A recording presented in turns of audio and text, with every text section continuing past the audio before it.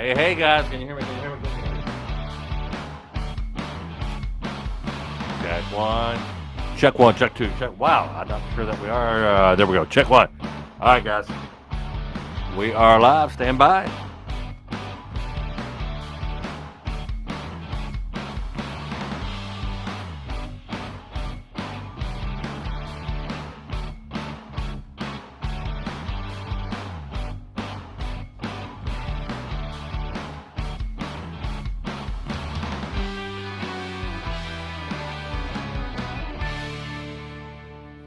How are you? It is a special. I had to cut out last night because curfew was a little crazy last night, and they were calling for some warning of total destruction in Louisville, Kentucky. So I said, hey, you know what? My family freaked out, and said, hey, can you come home? Do you got to be out there? I'm like, I don't know. I just don't know. You know, we like being here, and hey, before we do all this stuff here, I got to check and see if we're live on all platforms. A big shout out to our sponsor. It's hempwellnessfarm.com. Hempwellnessfarm.com. All things CBD. They're great. You know how I know it's great? Because I own the company, and we're just trying to make.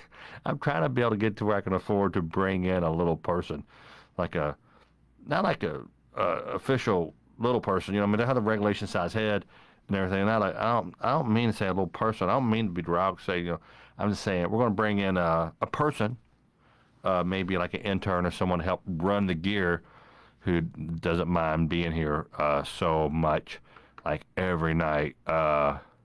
So we had to skip last night, and we're here tonight. It's Saturday. Usually we take the weekends off. Next week I'm going to be out of town, and just for in and out, and it may be kind of spotty. I live in two places, and I'm going to be going down doing some maintenance on a place we have on Hilton Head Island, and go down there and kind of hang a little bit. Yeah, we'll have my laptop, and we'll hold the phone up to the speaker, but we will continue doing Sober Talk. I have a great show for tonight because we have an expert coming in, Gary Adam. I've known Gary for many years. I used to party with him. He used to drink. He's coming to his girlfriend used to be a waitress at the Comedy Caravan, and she was hot. I'm just going to say it right now. She was very hot. But no, we would drink. And you got to understand, when you're a comic, people want to buy you drinks. They constantly want to buy you drinks. And then if you don't, say, nah, I'm good. What, are you too good? Tom Mabe too good to have a drink with me? No, I'm peeing blood. My checked liver light came on. I went to the doctor, he pressed on my liver, and an Uber pulled up. That's how I know I can't drink. So it's a big day for me. It's day 72. You're here because you want to quit drinking, you need to stop drinking, or maybe you're just sober curious. I think a lot of guys and gals, when they start getting older, we say, you know, maybe we should cut back. And then we try to cut back, like, oh, I'm having a hard time cutting back. That's what happened to me. I would get drunk and just say god-awful things to the people I loved, and just was not there, not, you know, for my family, my kids, my wife. Just, you know, I was just not a good person. Luckily, I never hit anyone or got a DUI. It doesn't matter. Probably been better off if I did get a DUI or went to jail. If I went to jail every time I was supposed to have gone to jail for drinking, I would have been in prison for life. Not good. But anywho, let's get Gary on the phone here, and if we'll throw the number out there later. If you want to call in, this is an hour show, hopefully, unless we get that text alert saying, get home now, from the local government. But here we go. So... let's see. So Carl needs to know. It is real quick here. Sober Talk. If you're signing in. So, all right, let's give our guy a call here.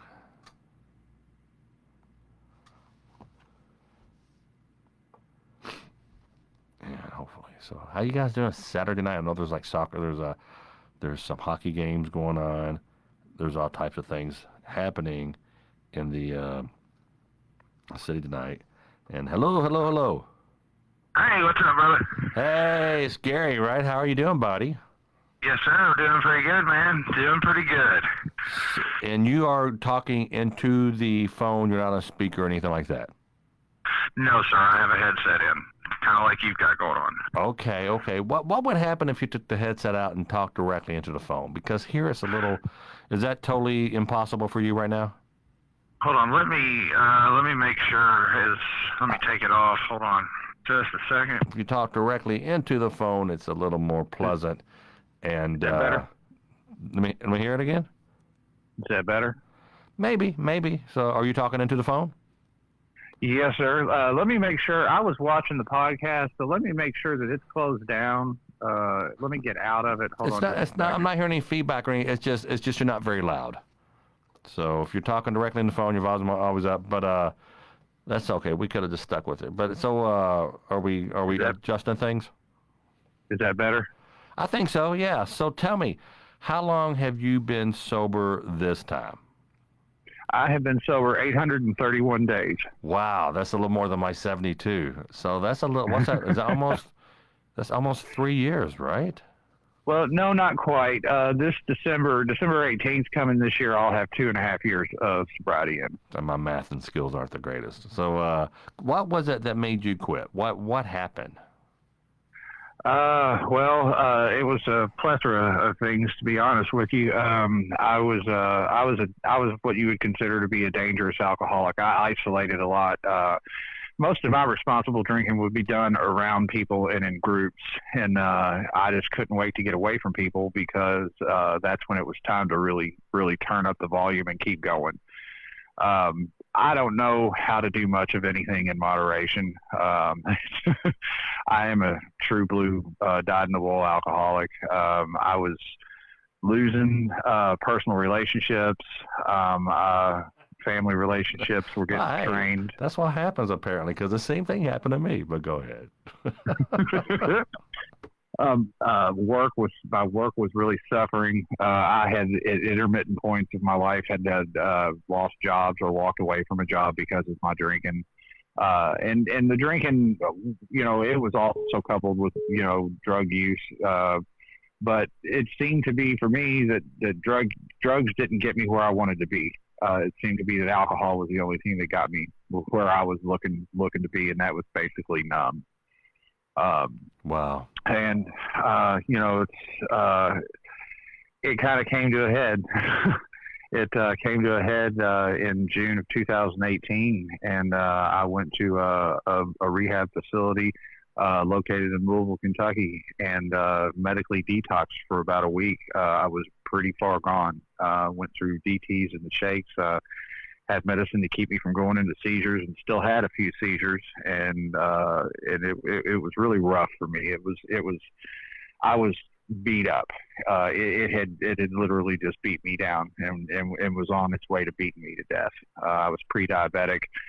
My body chemistry was thrown out. I was swollen. My face was swollen. My feet were swollen. I was swollen all over. I had gained a lot of weight and couldn't shake it or anything like that. And So I just, so you would have the shakes, and you would. How much were you drinking? Because I know some people. I was drinking. I would say 8 to 12 beers a day, every day, and I didn't experience any of that. I kind of white knuckled it. How much? What were you drinking, and how much were you drinking? At your worst, how much were you drinking? at my worst, I was at my worst. I would start out, I was always looking for something with a harder kick. Beer just didn't seem to get it because I had to drink too much of it, and Gotcha. so then I kind of switched over to try to drink wine, but I'm just can't drink wine. It's awful. I can drink a glass of it. At the time I could drink a glass of it, with a meal or something, but to get drunk on it was just so horrible.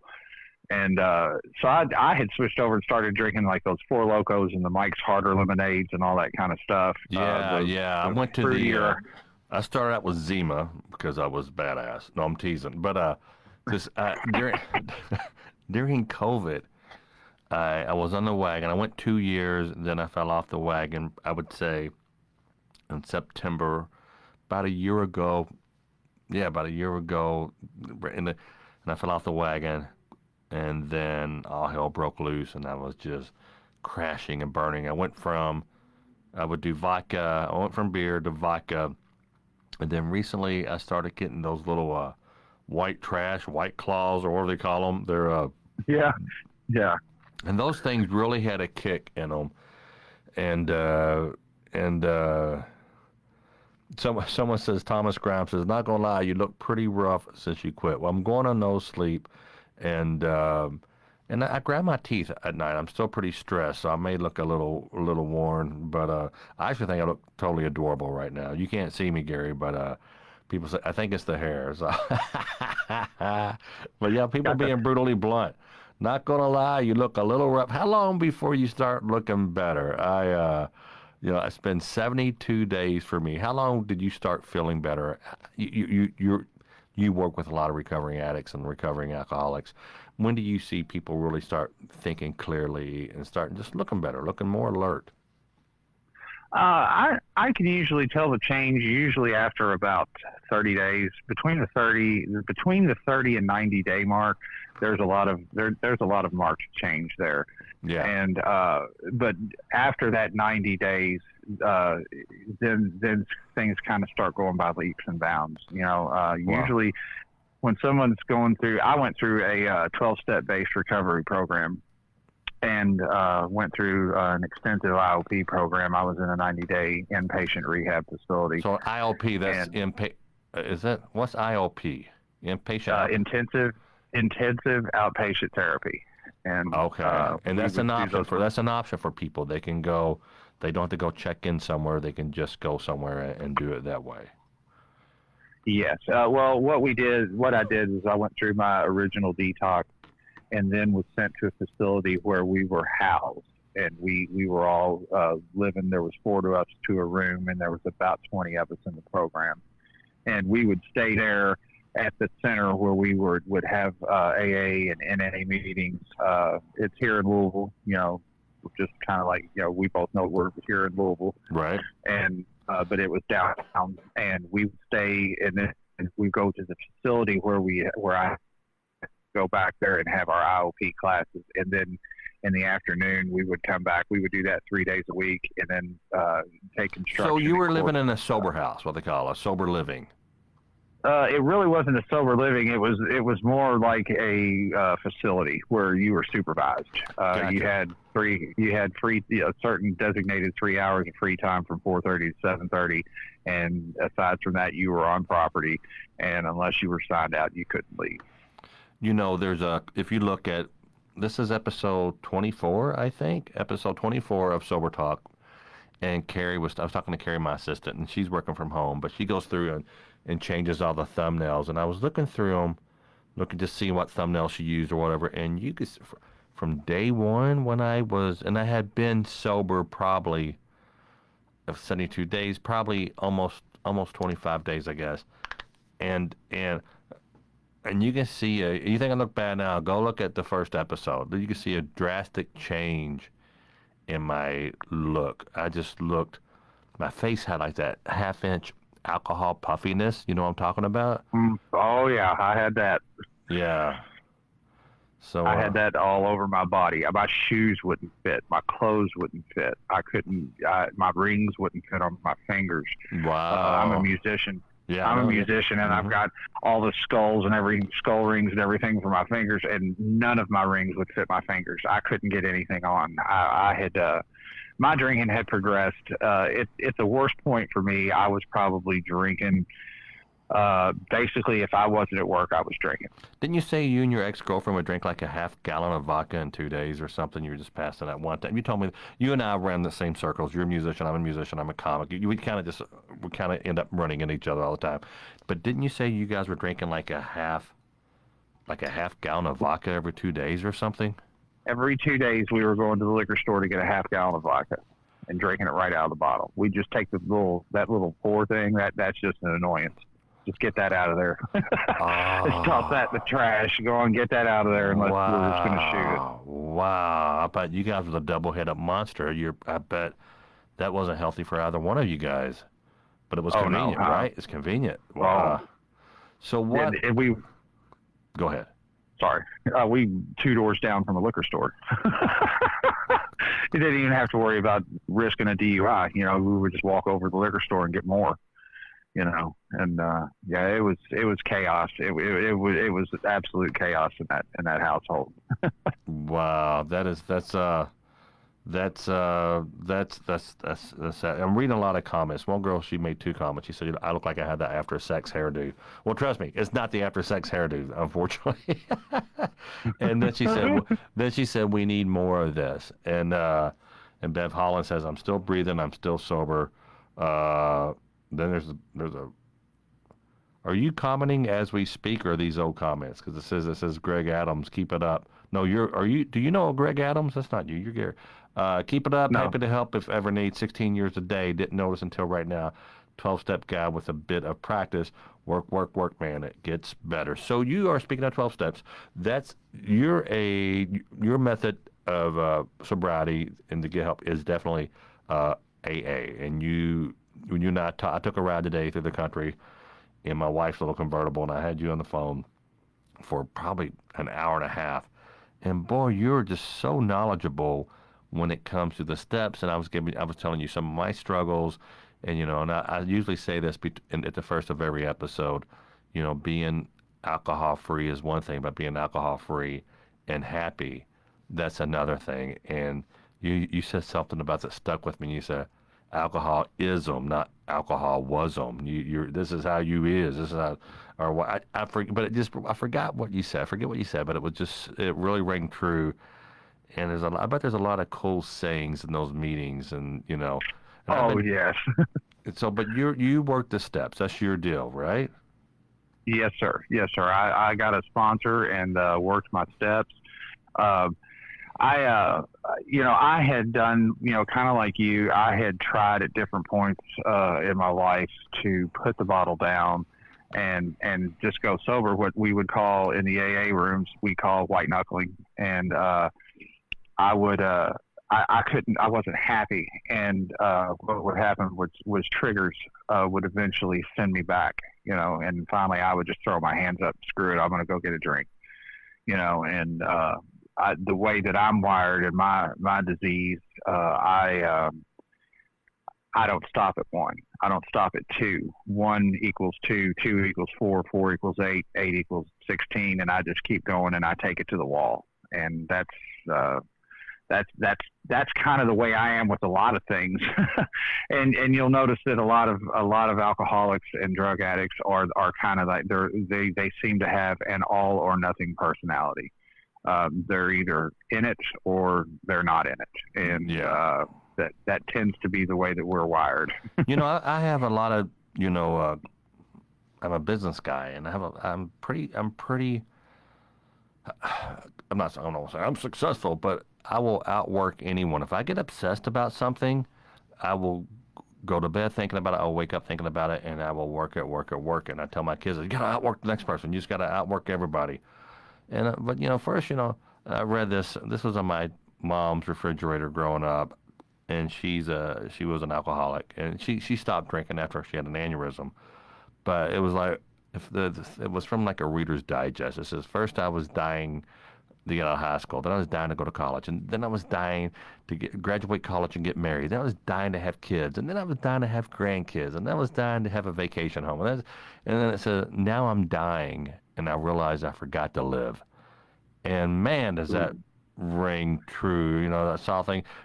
If you told me 20 years ago that I would have, I have the things that I used to dream about, but I'm still somewhat miserable sometimes. I mean, I love my wife and family, and I love my career, but I'm never satisfied, and that's where I want to get. I want to get to where I am satisfied and I can be in the moment. I can enjoy right now. Driving around talking to you, I saw some places in Louisville up, outside of Route Road and down, Seatonville and all these places. I'm like, I've never seen this. This is beautiful, and I should have enjoyed it even more. But I was on the phone with you, catastrophizing, things that everything's catastrophic in my world, and I'm obsessed with it. If I start collecting pocket knives, I will have 1,000 pocket knives by next Friday. I will be eBaying and Amazoning and all that. So I get that the way the alcoholic brain really does work that way. We get obsessed with something. That's why a lot of alcoholics are running marathons. I'm like, you're running from something Hmm. more than beer, brother. You are. I mean, I had someone in my family who uh, he would run like 25 miles at a time, like 2 times a week. He was constantly get up at 4 a.m., go run, then come back and get the kids off to school. It was just obsessive behavior, and I want to get that under control. Yeah, that's where in my failed attempts at it, I was willing to try anything on this last one. I was so beat up by it. I was willing to give anything a shot, and I had been to some AA meetings, and I sat on my high horse and heard people talk, and I'm thinking, I'm not as bad as that. And in all actuality, now that I'm further removed from it than 2 years ago, I realized, no, I'm not as bad as them people. I'm worse. I'm worse because I'm lying to myself about it, and Wow. Wow. yeah, Wow. I'm sitting there saying, I've never had a DUI, I've never been to jail, never been arrested. But I have I got some weird issues. Definitely. and I managed to go. I held a job. I always worked. I didn't. Well, I go to work. I pay my bills. I pay my rent. I pay I don't. I'm functioning. I don't. Right. Right. I'm not doing this. I'm not doing that. But you give me a week. I take a week's vacation. You can pretty much guaranteed about every waking minute of that vacation is spent with a bottle in my hand. Dude, I had gotten to the point Go ahead. You got I your had point? gotten to the point where I was waking up in the middle of the night and having to drink to get back to sleep. I would wake Mm-hmm. up with the shakes and have a half pint sitting by the bed so I could take a couple of swigs so that my hands would stop shaking and my legs would stop twitching. Anytime that I would try to quit, it had really manifested itself into physical addiction for me at that point because I couldn't stop, and when I tried to stop, I got sick. And yeah, Wow. it Yeah. was it was it was pretty bad. The AMA, the American Medical Association, identifies a disease underneath four criteria as being acute, chronic, reoccurring, and fatal. And alcoholism fits into all of those categories. And in the book of the big book of Alcoholics Anonymous, it states in different passages that the only result for an alcoholic is jail's institution or death. How And much do Daniel Moses wants to know, how much do alcoholics actually drink? it doesn't, an alcoholic doesn't have to drink an incredible amount to be an alcoholic. Generally, I mean, if the thought is in your mind, am I an alcoholic? And there's a good chance that you may need to take a look at it. If your drinking is costing you things and you can't stop and it's controlling you, then that there it's kind of laid out there for you. Yeah. I've Yeah. known people that and as alcoholism progresses, and different strokes for different folks, but usually as alcoholism progresses and the liver can no longer detoxify the body, usually generally the amount of alcohol that it takes to get drunk gets less and less and less, and lasts longer and longer because the liver is having an issue of breaking down the alcohol and getting it out of the system, and it stays in your system longer. We had a caller call in. He had a cirrhosis of the liver. He called in. He was extremely inebriated. He was, drunk off his ass, and his wife actually kept on texting. She said, "I need you to talk to my husband. I need you to talk to my husband." And I called him. I said, Where you at?" He said, "I'm in Kentucky." And his wife's like, "No, honey, we're in St. Louis." And a great guy. And I called. I was supposed to have a follow up call with him. I called and she was at work. She said, "Yeah, he's much better today. Much better today." And it just reminded me, not that they were doing this, but a lot of people, they say, I'm going to quit, and then all of a sudden, the next day, like, I'm okay. I was just having a weak moment. I had that for years, and I tell you, you're talking about vacation, drinking. I'm a little bit afraid. I have a place on the beach on Hilton Head Island, and I'm flying down tomorrow, and this is probably the first time going down not drinking. I'm right. Well, geez, we gotta break out the blender. Come on. Well, there's blenders underneath the sink. Let's get it out. Let's have the fridge filled with, Bud Light, and whatever else. There's wine coolers and such, and that's going to be a little. But I'm going to.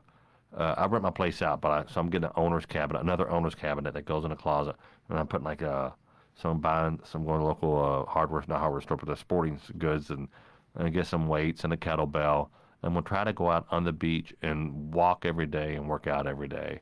So that should be I need something different. I just can't go there and focus on. I mean, I've been down there because I've been on and off not drinking. I'll go a month here, a month there. Like I said, my last big chunk was 2 years, but then September of last year I started drinking again. I mean, I was taking a week vacation twice a month. Every time I turned around, my wife says, "Where are you going? Where are you packing? Where are you going?" I said, "I'm going back down to the beach," and I would just go down there and just not live very healthily.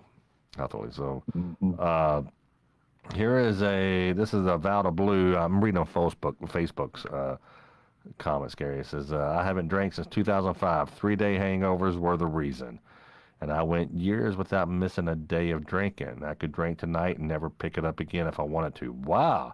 But I have no desire to ever drink again. I don't believe you, Vida. She said, "I could drink tonight and never pick it up again if I want." Wow. Huh.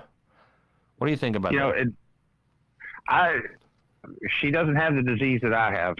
Okay. Um, the disease that I have, that I suffer from, if I pick up and drink, I'm going to run off the rails again. Um, I don't. I applaud someone that can drink and put it down. I envy. I am not one of those people. The disease that I suffer from is a disease of. It's a spiritual malady coupled with a physical allergy that causes me to have a mental obsession, and I can't. Once I start, I can't stop. Wow. And the last bit of my drinking career in 2018, a lot of it was spent trying to just have one drink and to prove to myself that I could control it. Before I would have my first 24-ounce can of Four Loco down, I was pulling into the store and getting another one. Those are 14% alcohol. And before the first one was done, I was pulling into the store to get another one, and I would drink another one of those. And then I'd go pick up 3 more Mike's Harder lemonade 16 ounces. And then it was on to the liquor store to get liquor. And after that, it was either vodka or rum. And I was trying to drink things that wouldn't be detectable, that I could, get to work and not get in somebody's face, and just, I know Wrigley's chewing gum probably made a fortune off me back then. I mean, I always had a piece of gum stuck in my mouth and body sprays to try to keep the smell of liquor. Cause anytime I'd sweat, I'd smell like a distillery, and it was Wow. just, I was Wow. saturated. You know all the tricks. Yeah, I think my biggest trick I would do is I would after I went back out after 2 years, my wife said, "I'm not going back there. I'm not doing it again. I'm not." I started drinking this near beer, and I was Old Duels, and I walk in the house drinking one of those. She, "Oh, it's been one of those days." I said, "Yeah, I'm drinking near beer," and she didn't know I had 6 at the office prior to going home, and even got to the point where I was pouring the near beer out and pouring real beer in it, and that's pretty. I mean, I gotta tell you, man, I'm part of my French, but I felt like a piece of shit.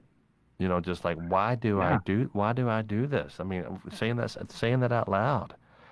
Pour the near beer out and pour real beer in it, and I stopped getting the like my Perrier here. I start getting the beer bottles to unscrew at night because if I open up, even today when I open up a Perrier or a Diet Coke or a Coke Zero, my wife will look just see if it's a Bud Light. That's that's pretty tough. It's pretty yeah, and being embarrassed. I mean, I remember a few months ago, I was mixing, and at the time I blamed it on I had low testosterone, and I was taking testosterone and taking and drinking alcohol. And I was like, actually, this was, within 8 months, I guess. And it was in December. I remember I was actually cut. I put a picture up on Facebook, and someone said, "Oh, it's Photoshop." I said, "No, the testosterone was really working." But I had a double whammy. I had, the dual effect from the alcohol and the testosterone. My doctor says every side effect you can have. And at the time, I was using it as an excuse. Yeah, that's what it was. That's how I would never say or anything. Even drunk, I wouldn't say those kind of things. But it might have just been the alcohol. I mean, regardless, I said these things. I told my wife, she said, "What do you want me to do?" I said, "Go in the bedroom and get the gun and shoot me in the head." That's how miserable I was. I was so disappointed from drinking. My life was unmanageable. I was from the outside. People go, "God, you got all this great stuff and you this and that," and I've achieved I've wanted a record deal, I got it. I wanted a TV show, I got it. I wanted a movie, got it. Everything that I wanted, I got it, and I still wasn't satisfied. And right now, I got a TV like this at home in my little TV room.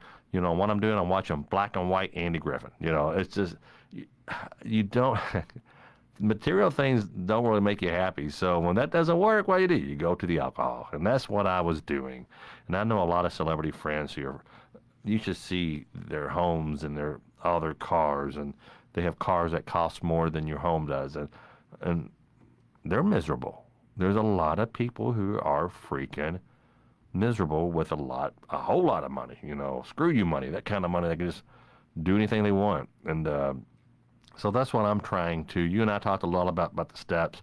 I'm stuck on 4 and 5, and you had offered today to help me through some of that stuff, and I'm excited about you and I working together. And so that's going to be cool, especially that you live, 5 minutes from my house. That works out. And but we have the same background: musician, entertainment. I saw you at a benefit the other day, and I was like, I could tell you weren't drinking. You look better. I'm like, I may look great. My fans just may be asses. I don't know. They're telling me how bad I look tonight. So, but that's another thing too, Gary. Why the hell? I was reading one of these books that came with the 12 Commitments or the whatever. It wasn't in the big book. It was something else. It's don't worry about what they think of you. Worry about what you think of them. Yeah. A lot of times, when I was giving you that little bit about the alcoholism and non-alcoholism, the ISM and the end of alcoholism, I want. The I in the alcoholism is I want what I want and I want it now. The S is self-seeking, self-centered, and selfish, and the M stands for me. When we're in active addiction, and you were talking about some of the things that you were doing, like pour out the O'Douls and put the real beer in. You don't realize it. You don't see that behavior at the time when you're doing it. You don't take notice of anything like that. But then when you get sober and you look back at some of the crummy crap you've done, you're just like, oh my God, I really did this.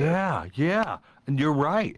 And it's insane when I stop drinking. If I get 2 or 3 days under my belt, every time I jumpstart my sobriety, hold on real quick. I'm reading a comment. Dirk DeFord says, I had a saying when I drank. If I ain't drinking, I ain't breathing. Isn't that the truth? Yep. Wow. But go ahead. You were, my ADD kicked in. I'm calling about the 12-burner Maytag. Is this the number I'm supposed to be calling? Plug it in. I'm sorry. I got ADD. Who's this anyway? How can I help you? No, but go ahead. This is Ted Watson says, Tom, you aren't stuck on 4 and 5. You're working them, and that takes time. Yeah, I'm trying to plow through this stuff, so I'm not going to judge. Thanks, Ted. That was Ted Watson who said that on our Facebook page.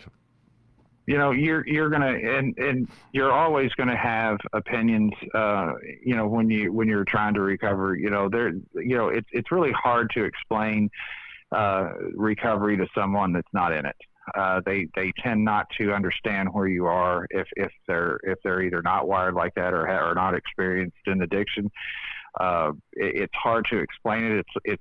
It's like trying to explain a theory of relativity to me. I don't get it, because I'm not a physicist. But in recovery, you've got to stay focused on yourself, and we as alcoholics tend to be a very independent, very energetic people, and but deep down inside, we're insecure. Yeah, absolutely. And I think I can only read 4 comments at a time. And Carl Martin said Oh, go Al-Anon, for it. but as when I'm live, I can't read the comments. But Michael Grigsby says, "What about someone that lives with a nonstop drunk? Can I get help?" And then Carl Martin, my buddy, says Al-Anon. What have you in your? I know that we're going to get to what you do for a living as well, and you work at you help out the facility. You work. What about people who live with a drunk? Because I found an Al-Anon book in my wife's sock drawer years ago. And I'm like, what the hell is this? Come on, no, you can't. Really, people find out that you're doing this, they're going to look at me like something's wrong with me or something. What do you think about that? One person is a drunk in a household, the other one doesn't touch it. Al-Anon, the reason for Al-Anon became out of people trying to learn, basically learn how to live with an alcoholic, because there's a lot of guilt that goes along with that. The person, in a relationship or in a household that's not drinking, it kind of can be like, when there's a child and their parents are getting divorced, the child starts to think, well, maybe it's something that I've done. Or, maybe it's something I didn't do. Maybe this is because of me, and some in a relationship, a husband or a wife or boyfriend and girlfriend, or, brother and sister or something, it teaches them on how to deal and not be an enabler. My folks, my mom, just due to loving me, tended to look the other way, which, tended to make the behaviors worse when I was younger, and Al-Anon kind of it's a forum and a group for people that have to live with an alcoholic, because there's 2 sides to the coin. Not only is it the person that's doing the alcohol, that's drinking the alcohol or using the drugs, it's the family that has to deal with the repercussions of everything, and the alcoholics, they leave marks all over everything they touch, metaphorically speaking. Oh, yeah. Yeah, what a great metaphor. And an alcoholic will build a house only to pull it down on himself. And in the face of insurmountable odds, hey, I'm going to in the head with this baseball bat if you drink that beer. Well, I guess you're just going to have to hit me in the head with it because I'm going to drink. Yeah, it's like we're trying to do everything possible to mess up our life, to mess up our marriage, to mess up our businesses. It's really what advice? And I gotta call Jeff Graham here. Boy, you gotta be a regular. I got so many people now that I've spoken with. One guy sitting in the queue that I missed him the other day because I had his buddy on. But boy, I definitely want to have you on. I mean, many times. I'm getting a lot of great comments. Someone says, "Great guest tonight," so that's cool. What would you say to someone sitting at home and they're out there like, "Yeah, I probably should quit drinking," or I don't, or someone who's like, "I'm a closet drunk. I want to quit. I drink way too much. I'm drunk too much around my kids. I can't participate in things because I'm drunk." Well, what would you tell them? Some people can white knuckle it. Some people need medical induced comas. What would be a step that you would, because I want 2 things. What have you seen, and tell us where you work and what you do and where you volunteer. I'm not sure. I just know that you're very involved in AA and you're very involved in this facility downtown. That's all I know. But tell us what you do and what would you advise someone who wants to quit, tonight or tomorrow or whenever or soon. I go down and do volunteer work. I run a meeting that when I went through rehab, I was down at the facility that I went through was located downtown next to all the hospitals down by University of Louisville. It had used to be called Centerstone Addiction Services. I've heard of that, of course. Before that, it had been JDAC, and anybody that listened in Louisville knew what JDAC was. Sometimes you get court ordered to go there. And but they have since changed to 7 county services now. And when I went through that program there, we were housed over at a place called the Brady, and it was on the campus of the Men's Healing Place down on Market Street in Louisville downtown. And that's where when I went through there, I had begun to chair. I had been approached by one of my mentors in my support group that would I like to start co-chairing, and that was probably in late August of 2018, and I have been chairing it ever since. And so I go down there on Thursdays. I see the detox unit that's on campus at the Healing Place, and I can see some of the destruction that addiction and alcoholism has wrought. I walk through it at least once a week, and can see, the pain and the hurt that's in everybody's eyes, and the physical toll that it takes on them. And honestly, if there's a listener out there tonight that wants to quit drinking for whatever reason, it's my suggestion. Anyone can white knuckle it, but chances are that's going to lead you back to it. Give 12 steps a shot. Give AA and 12-step program a try. I mean, what's the worst can happen? You find that it's not for you, and you can try something else. But I do want to interject here, because I'm afraid people will sue a ham sandwich. I've been sued a lot of frivolous, fraudulent, bogus lawsuits. So if talk to your doctor, let him talk to you about how much you drink and all that, and you may need to have help detoxing. You may need to go to like a 7-day detox facility and have someone watch your blood pressure, give you meds, whatever. I just don't want to. I don't care if you drink 2 beers a day. I don't want to recommend white knuckling it. So that's my caveat. No, definitely not. And that's why I was suggesting, with the AA and everything like that. I mean, definitely. Someone would see you. Someone would see you and go, "Hey, dude, you need some help." Yeah, an AA meeting as well. And the thing about the 12-step and the AA meetings is you have a support system in place there, and you can see how it has worked for other people. And I have learned, at least through my experiences of trying to white knuckle it, trying to wean off of it slowly until the shakes went away, and then going like going 6 months, without a drink, or something, that are, close to that amount of time. And then only to have, basically life set in on me, and then wind up hitting what we call the F it button. Yeah. And, there's screw it and screw that. And I like to be in the middle where I want to screw. Hey, so this Christy, people are definitely, Christy Prosser Parnell. He is a great guest. Please repeat the ISM analogy again. What's the ISM analogy? My ADD kicked in. I was thinking about. For the alcoholism. Yeah, the ism. Yeah. The alcoholism, the I stands for I want what I want, and I want it now. The S is self-seeking, self-centered, and selfish. And the M is it's all about me. Wow. There you have it. That's my world. Well, Gary, thanks so much. I want to talk with you soon. Like I said, I'm going to be in and out of pocket. If I do anything next week, it's going to be with my speakerphone, my iPhone, and my laptop. It's not going to be the setup I have here. But I still want to continue to do it, because when I had to take last night off, I had a lot of emails. People like, "Where you at? Where you at?"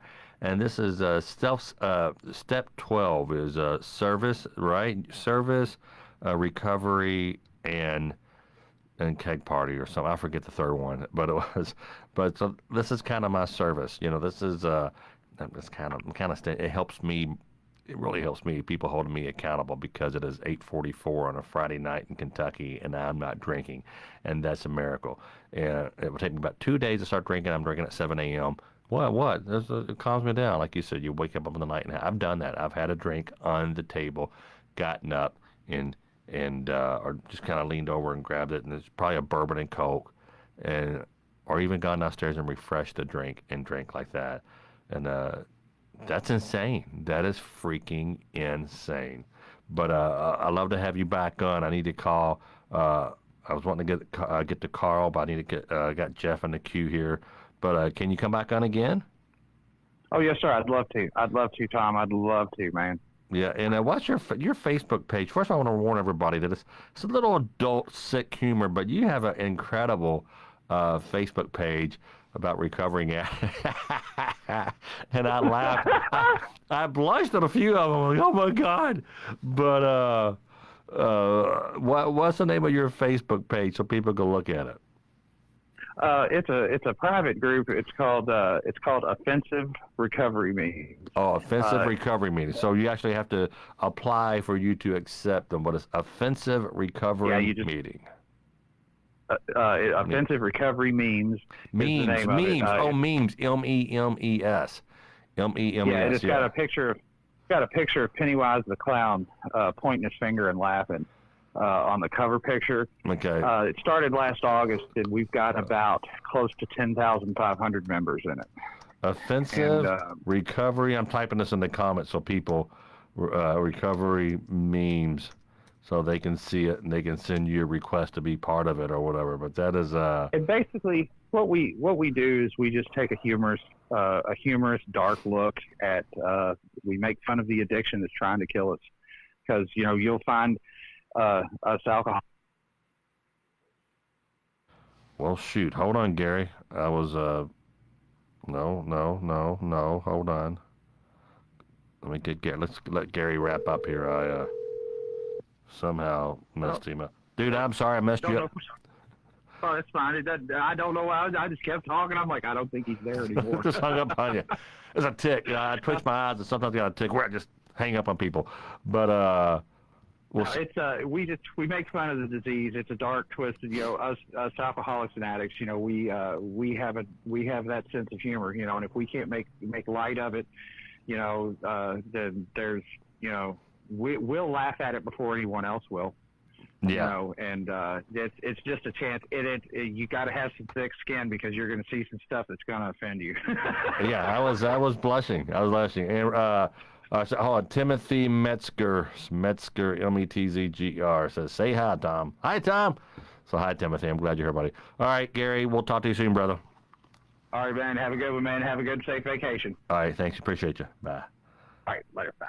That was Gary Adams. He we talked for like an hour and a half today while I was driving through different parts of Louisville, and what a cool dude. I've known Gary for years and years, and I remember him being a drinker like me, if not.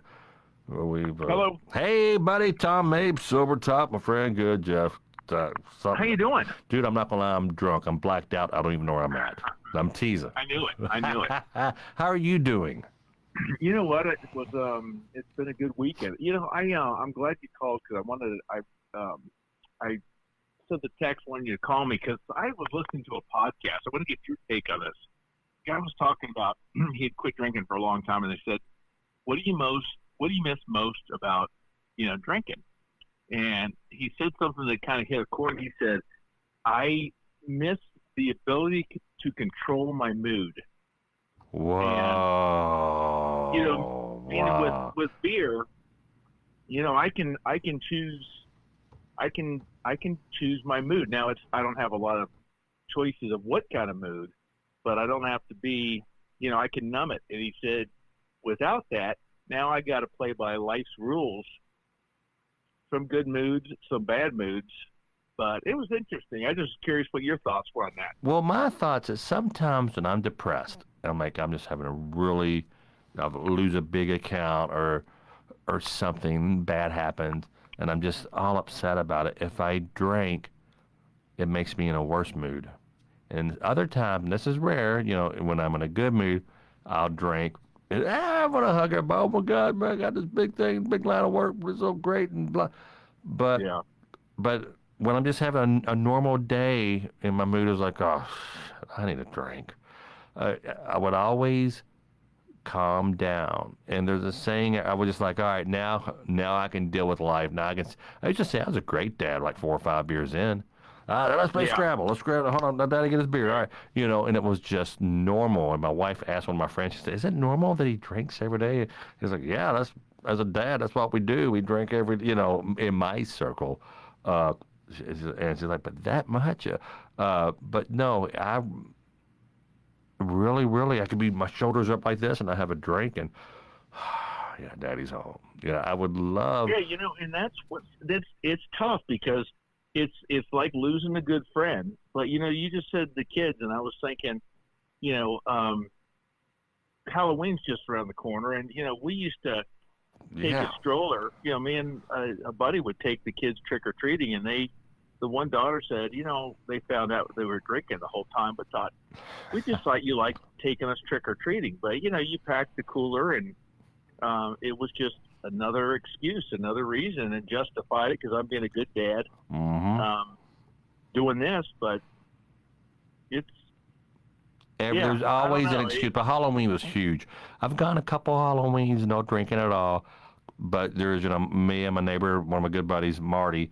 Our garage is we both live on the entrance of a neighborhood and off the side, and my driveway kind of points to his. And like I would give hot dogs in my driveway, and you walk over there, and Marty would give beer. And but we were finding like my buddies today. I went over today to Jimbo's house, and they were watching the UK game, drinking. Yesterday it was another game. It could be a golf tournament. It could Yeah. be, hey man, we're going to get drunk and watch a debate Tuesday. Come over and watch a debate Tuesday. We're going to get drunk and watch. It's always, now I'm not saying Jim has a problem drinking because he doesn't, but with me, there's always an excuse to drink. There's always a reason to do it, and it's And that's where, especially and I'm not Halloween. taking the crap that comes with drinking. I mean, I think anyone that's listening to this thing, or calling in or whatever, I think we've all had the same experiences, but the good of it is it's I'm thrilled that I quit, but the good times are just, those memories are so great, like trick or treating and going over to your buddies and standing around a fire pit. But the difference, I guess, we were out today on the river, and a non-alcoholic, I think, would say, man, I wish I could have a beer right now. And my thought is not, I would like to, if I could do this, my thought, I was thinking, I'd go down to that marina and I'd get 2 12-packs. Mm-hmm. It's not even thinking about having 1 or 2 beers. It's my desire to drink is to get a ton, Oh yeah. and which is just not, and then that, the fun part about that ends at about beer 4. Well, somewhere around there. And then then you start to get into the can't stop, the crap. I'm past the point. Now I gotta, lie. Hope I can get home. No one's going to smell it, but I'm going to eat a ton of beef jerky on the way. And there's so much other crap that comes with it. But Oh, it's a full time. Real quick, because I'm reading Yeah. comments. Josh Hipwell says that was my analogy as well. I drank for every occasion. It's different. Not having it anymore. It's different. I drank for every occasion. It's different not having it anymore. And then Timothy Metzger says booze is great when it's great, but honestly, it's a crutch, and it makes us open up more than we normally would. I have severe anxiety, and when I drink, I feel better. But I finally got medical help, and I love life. Don't be scared to ask for help. So anyway, And that's fantastic, because the one thing with alcohol with me, and I've heard other people say this, it allowed me, at least in my mind, to be the person I wanted to be, but wasn't, because of fears, anxieties, confidence, whatever it is, the stress, name it. Beer let me be that person. But then it became, well, to the point where I couldn't do anything without it. If we were going to go out to a social occasion where there was drinking, I had to drink before so that I could go out and be calm enough to drink socially. And then, of course, that's just to get me through the evening. And then when we get home, then it's go time. Really turn it on. I mean, I just, the more I work this thing, and it's progressive, and I hate to be a bearer of bad news. It doesn't get better. yeah. It doesn't get controllable, and we went out last night, Tom. If you got a second, my Sure. daughter, we went out and saw a guy that I know playing a guitar at a bar. It was a great time, but my daughter, who's she just turned 30, but we brought up. She said something about the Super Bowl, coming up, and I hope you're around for that, because that was my last day of drinking, and that was a bad day this year. But I said, oh yeah, I plan to be, and then I don't know, something else came, and she had to come get me. I don't want to go to the particulars because I'll start crying, but she had to come get me, and I said, yeah, you guys got up there pretty quick, and that's when it started. She said, well, Dad, you were asleep. We had to, pound on the window. We had to double. All these things came out that I had Wow. forgotten about, and I think it was her way of, letting it out, whatever. But it sucked to hear it. It was one of those. I'm glad I did, because it hurt so bad. I don't want to ever forget that emotion or how bad it hurt. But knowing that, I caused my daughter, she's going to have memories that she doesn't want to have for the rest of her life. Of that, that night alone, just having to come get Daddy. You're gonna make me cry. I've got No, it's those. not. My It's just, daughter said, I want you to walk me down the aisle. When I got sober this last time, and this was the first time I realized that, okay, fuck this. There's no more drinking again. I've tried it. I got it under control. No, I don't have it under control. It sucks that I'm wired this way, but it is what it is. Yeah. It is but what there's it no is. way there's no way. To fix It it. is what it is. So you either just curl up and die, or And you will. Dude, I was barely making up the stairs like this cardiomyopathy. That's how strong the addiction, the anxiety, the allergy is. And I was sitting there thinking, I was talking to my therapist, I was, bawling like a baby who just got, a puppy's got ran over by a car or something. She said, but no, now you can tell your kids, yeah, I was kind of absent for a few years, for many years. But let's have some good years now. And by the way, here's what, learn by this, because you may have the same. Look, I knew my son was an alcoholic when he was 5 years old. I'm like, geez, Yeah. he's going to be an alcoholic because he's drinking like 12 beers a day. I'm teasing. He never, but when you can tell someone, he's, because Dad, did I say that weird? Did they look me weird? I'm like, oh my gosh. Everything my son Right. says, I could tell you what I was wearing when I said the same damn thing. And so that's something I hopefully can do is teach my kids a lesson, that look at me. I know that sounds like a cop out or excuse, or making lemonade out of a lemon, but whatever. It's at least something, a good takeaway. What they would learn, Right. if I just died, which I would have died early. I would have died before I turned 55 years old. I would be drunk, and I would die drunk. And so this is something that and this is, I need these little sober talks. I get one of my videos just hit 80 million views. I'd be lucky if this has 150 views. But this is the most fun and the most this is so great. I love doing this because I know if I do this at 8 o'clock, I'm not gonna be drunk. Go ahead. Yeah, and this the commonness, because even like my closest friends that aren't, don't have any problems with alcohol, they don't understand. But you get someone that's got another drinking problem, and the personalities just boom, they're together, and that support. It's the programs are great, the steps are great, but you got to have that, and it's just like when I'm feeling, crappy about, God, I got to do this sober or whatever, and I missed this. You talk to some other people that are going through it, and maybe it's that safety and numbers deal, but Yeah, you do others feel are like going I'm not through it, and they're alone. surviving. I'm not alone. Right. Real quick before I want to read the comments Yeah. before they go away, Eric Drake says when you're talking about the marina, he says you got to Yeah. make sure there's another marina down the river for when you're out. I thought that was Yeah, funny. yeah. Oh God. And, Well, he knows me, but I'm actually looking past that one, because oh, now I want to know what time they close. oh, that's rich. That's awesome. What? Yeah, because it's like we're going to be coming back. And then what time?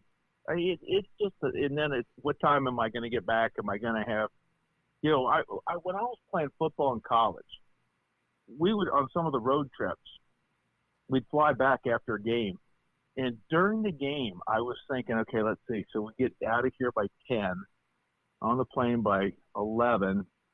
Am I going to be able to get up and get beer, before they close? And this is during a football game, and my mind is already thinking about, am I going to have enough time to get, or did my girlfriend get enough beer? Because she thinks 2 6-packs is enough beer, and it's like, no, that's not going to cut it. But No. it was just couldn't even enjoy the moment because I was so worried about. And you know what sucks? You're making me want to hit the Circle K on the way home and get I know. just talking about it. This is John Kane. John Kane. I never know how to pronounce his name. He's been around for years. I've noticed him in the comments. Kehne. John Kane. Kehne. He said, it's so hard for us non-drinking spouses trying to cover up and explain behaviors away so that other people don't think bad about her behaviors in a way. So I think it's a typo, but yeah, he's saying it's hard being a non-drinking spouse trying to talk my wife to that. She had to make excuses for me all the time, and I remember I would say something, and she just look at me and just like, well, and just go back to the conversation. So anyway, like, why did you just say that off-color joke that was, this is my boss's wife? Why in the hell would you think it's okay to do that? And then Daryl Hansen says liquid courage, that's for sure. That's oh God, yeah. I mean, that's the liquid courage. I couldn't, I don't know whether it was something just talking to girls or acting tough in a crowd, whatever it was, just talking to large groups of people. I was anything. I needed the liquid courage. It made everything. It made and I fought anxiety years later, and now looking back, I know that was it's alcohol just fuels that for a lot of people, and I'm one of those. But yeah, it was. We're going to be going to a big party tonight. I mean, my wife even knew, and this is before she realized that I had a major problem. But it was like she knows Jeff's got to have 3 or 4 before we leave, so that he doesn't have to just stand at the door with 1 foot outside and 1 foot in, ready to bolt. So I had to get good and lubricated just so that I could go into the party and enjoy the party where there was drinking. I had to drink before so that I could go in and drink. Yeah, I was really 5, 6 beers in before the garage door shut, leaving. So this is our other guest is a musician in a really good band, a local band, and you talking about that not being a drinker. Jeremy Johnson, I can't read his whole name here, but it says next time you have Gary on, ask him about his decision to get back into the music scene and how he deals with playing in bars and around people who want to buy him drinks. I have that same issue. I hit it right up front. Hey, I had to stop drinking. I used to measure everything in beer. Cut my grass, 3 beers. My house and church, 2 beers. I hit right out of the gate. I would hit it up so people would not send me drinks. Gary has turned it around and he walks the walk. I couldn't be more proud of him. So that's someone who knows. Well, I heard someone talking recently about, oh, Tom, you don't have a drinking problem. Oh, you can have just one. What about on your birthday? Well, a special occasion doesn't, if someone's allergic to milk, on their birthday, they're not allowed to drink milk and not have a problem with it. It affects them regardless of when. And I'm that way with alcohol. And people that just don't know, that say, "Oh, come on, Tom, you just had a great set. You can have you can have a shot, whatever." They don't know what that'll do. At least for me, I'm going to get drunk. I'm going to come home wearing a condom. I'm going to forget I have it. Yeah. Yeah. Oh, geez. I'm going to call. I haven't talked to Carl in a couple of days. We're 4 minutes over our limit here, and I need to get home before the curfew. I don't want to get pulled over on the way home. So, Jeff, it's always great. Wow, what a great show tonight. I didn't think I was going to do a show tonight, but I didn't do one last night. And I told my wife, I really need to do a show. I need to do a sober talk. This is like a meeting for me. Even though we are not affiliated with AA, I do personally go to AA via Zoom, but this is not an AA meeting. This is just a guy who quit drinking 72 days ago, and he's using his fan base and his friends and whatever to hold him accountable. But I'm going to I'm looking for answers every day. You know, I've got almost 8 months, and things are going well. But the minute I rest on my laurels on this thing, I'm screwed. Man, you talking about flying home after a college football game? And that I was like, oh, I gotta go on the way home. Gotta get some beer. I had to do. I was thinking that. All right, brother. I'll talk with you soon. Hey, thanks, Tom. Appreciate it. Keep it up. All right, thanks, buddy. Goodbye. All right, so let's wrap up a show of our call with my good buddy Carl. Carl's a hoot, and he's very smart when it comes with addiction and everything. So, hey, buddy. How in the world are we on we live or what? We are live. I am trying to turn this off. You need to walk away from your computer or unless you're watching it on your phone, then you can't walk away from that. So I figure out how to.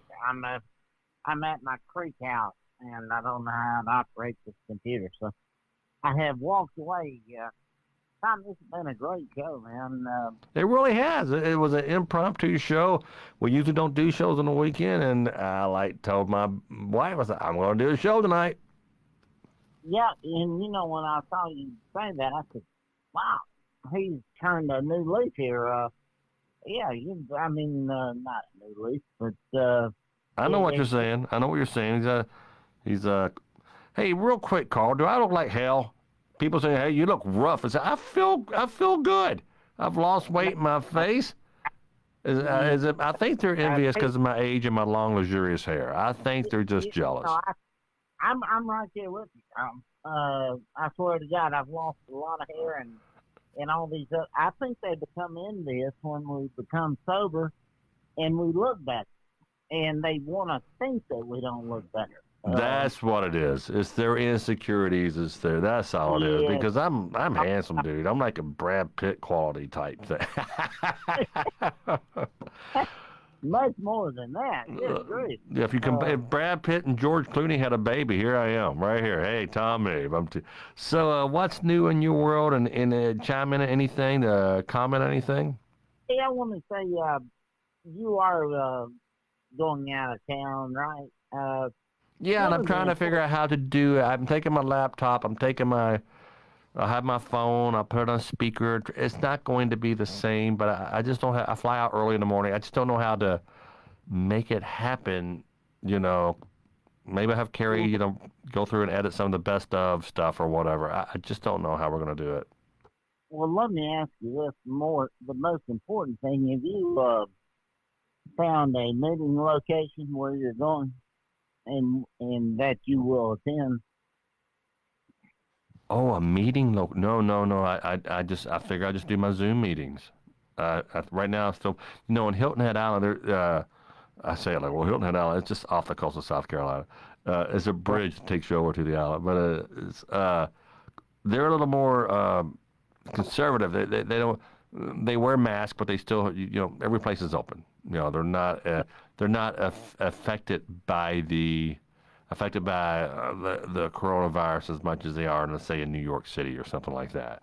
So there may be some meetings. There may be, and that's a great idea. I should probably try to do some meetings because my technique, my way of trying to quit, my attempt this time is doing the 12 steps. So, yeah. Man, it'd be great if you could find a live meeting to go to. I may have said this before to you, but when we went out, I guess it's my first 90 days or something that went out to San Francisco with my wife and my kids and a friend. And damn, I hate to let my friend know, our friend, it was she, to know that I'm having to go to these damn AA meetings. But, I went to that meeting there in San Francisco. And it was much different, but it was still the same. Yeah. It was like, hey, you're no stranger here, partner. They're there for the same reason. Hey, real quick, a shout to Nikki Perry, 24 days sober. Nikki Perry, 24 days sober. That's That's great. you. That's huge. Anyone could do over, because I got to touch base with Jim Givens. Jim he was drinking like a fifth of vodka every night and beer, and he stopped. He white knuckled it. And I always want to tell him, go talk to your doctor. Don't take any advice, medical advice from me. I don't know what the hell I'm talking about. I'm just trying to find my way and make it to 73 days. Uh, but yeah, I mean that is great. I think anything over 3 days is pretty amazing because it jump starting that first day, that first couple of days, jump starting your sobriety is just kicking it off, man. It was always extremely hard for me to do. Those first 3 days are huge. First 4 or 5 days, and I had to be around people in AA my first go around. I really did. I had to be around those guys. I thought I was going bat crap crazy. Mm-hmm. And I needed to be around people that understood. There was no other way out for me at that first go around. Yeah. And I am so grateful I was able to do that. And plus it really is fun once you do become sober and you're able to go to other meetings. You're able to call. You don't do it literally, but you can tell the people that are for real or court ordered or otherwise. All right. Hey, it's 9:12. I just haven't heard your voice in a few days. I want to give you a call, but Yeah, man. all right, I'll call you on the way home. Helps me more than it does you. All right, thanks, Tom. All right, see you, Carl. So there you go, guys. You have watched another episode. I think this is episode 24 of Sober Talk. It's day 72 for me. No alcohol. So let's I'm going to try to keep it going. And I had a good time talking with Gary. Gary made a lot of sense. And you have to be committed to those steps if you're doing the AA part. So I love you. Thanks so much. Talk to you soon.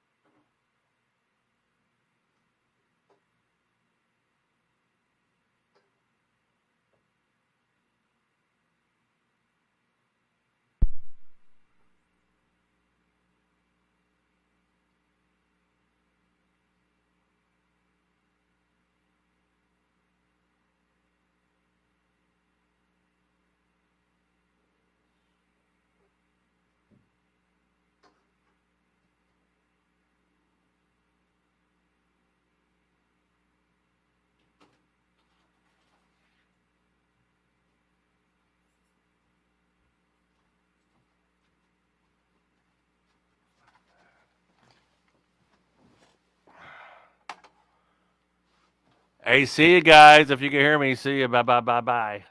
Have a good weekend. I will try to come live somehow